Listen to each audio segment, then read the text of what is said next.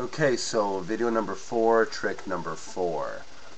This is a real quick trick he does. It's a version of an ambitious card. It has 2 revelations of the card, but in the second trick, what he does is he actually rips up the name through the signature, and then he has that card pop back on top of the deck with her signature. Pretty strong effect.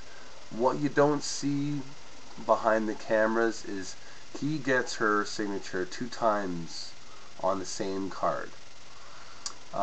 Like I said before, when David Blaine does a trick, he will be bold. He will try and get away with what he can get away with because he's got a camera in front of him. If it doesn't work that time, he'll just go ahead and shoot another shoe with a different set of folks, and hopefully it'll go well. That's the case in this one, but not to that extent. It's a much smarter extent. He had her sign her name on a 2 of clubs, and he did a couple effects with that card, yada yada yada. And then he got her to sign another card, but he forced a different 2 of clubs on her, and she signed her name luckily in the exact same manner, which he kind of assumed she would, which she did. And so he had an effect where he would rip up her card to the signature, have that little piece disappear, which he did. He probably just slipped it in his pocket. You can watch the video. You see one hand disappear for a split second right before he says, watch, open your hand, and he does that, and it's on top of the deck. It's the first card. Watch it a bunch of times, but keep in mind there are 2 signed cards with her name on it, and just watch my ambitious card routine before this.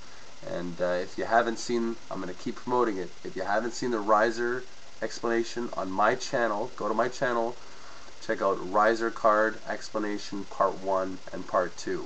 It is the strongest effect I hold with me right now, and I use it every single time I'm out. And it is just definitely worth at least checking out once or twice. Finding out how it's done, get yourself some rubber cement and you can find out how it's done. So I don't want to go into for the ambitious card. I may as well do it because I have time. There's a card selected, right? And you'll say, okay, we'll find a spot about halfway down. We're going to lose it in there, give or take, about halfway, right? And boom, you see the move, right? It just pops back up on top. It's not a hard thing to watch, but watch. We'll try one more time. Bang, pops right back up on top. Ain't no thing. But at this point, he has a second ace of spades here with the person's signature on it. Because of, I'm not going to say it's camera tricks, but because you don't see what's happening beforehand. If you watch the whole thing with those 3 ladies from Atlantic City, the ones that actually the video ends on, the whole Street Magic video ends on him doing the levitation in front of these ladies, and they completely freak out. They're stuck for words. They can't even speak. But I'm sure beforehand he got a signature on it, the same thing. So he rips up this card, and he gets them to hold the deck, and he says, look, I'm going to fold the pieces up real tight, he does a shuttle pass, pretends to pass it to this hand, and he moves his hand over to the spectator, and he wants to pretend to put it into the deck like this. But really, he shuttle passes, so he still has it in his hand, he ditches into his pocket, and then he brings both hands over to finish the effect. And then their card is back up on top. It is not that easy to sit down and explain, but that's all the explanation I'm going to give you for that one just now, because it is so super easy. The slights, that is. But getting a spectator to sign a card twice, the same card twice, is hard. Not to say that she's dumb, but if there was a smart spectator there, they would have stopped and said, I just signed it 2 of clubs a minute ago, or something to that effect. It wouldn't have happened. It wouldn't have happened if that spectator was a little bit more swift on her toes. I know you're not watching, but sorry if you're watching. Yeah, you need to be a little more on top of things if you want something like that to go down. Sorry. You need to be a little more on top of things if you want to be able to understand the magician's work. If the magician gets you to sign an 8 of hearts and you're signing an 8 of hearts 5 minutes later, just know there's something up. Or every time you get a deck of cards, don't sign it the same way.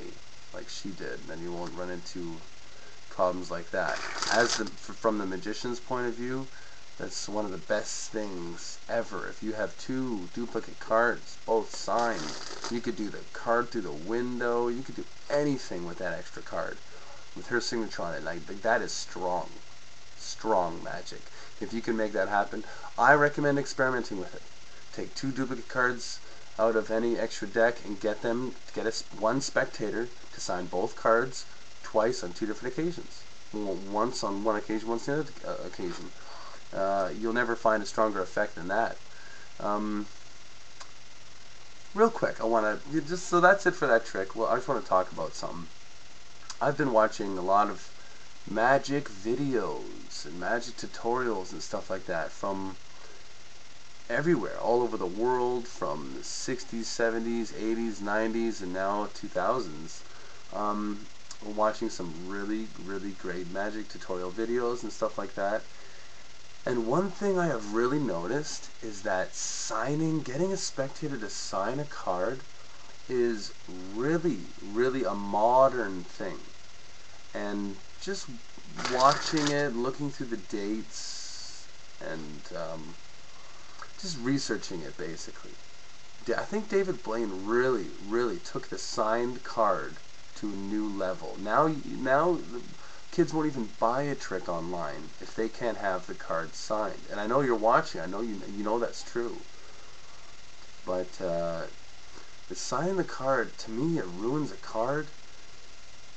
You know, like, it doesn't ruin a card. I collect all the cards that are signed. For me, it's just a little bit of memento. I talked about that in another video, where you can kind of look at a card, look at the signature on it, and it's like a window into your memory. You can pick up the exact, it's like having a photograph taken exactly when you're doing the trick. And it's a good thing in that respect, and it's much more powerful when the spectator gets to sign a card. But I was just thinking, like, when did that start coming around?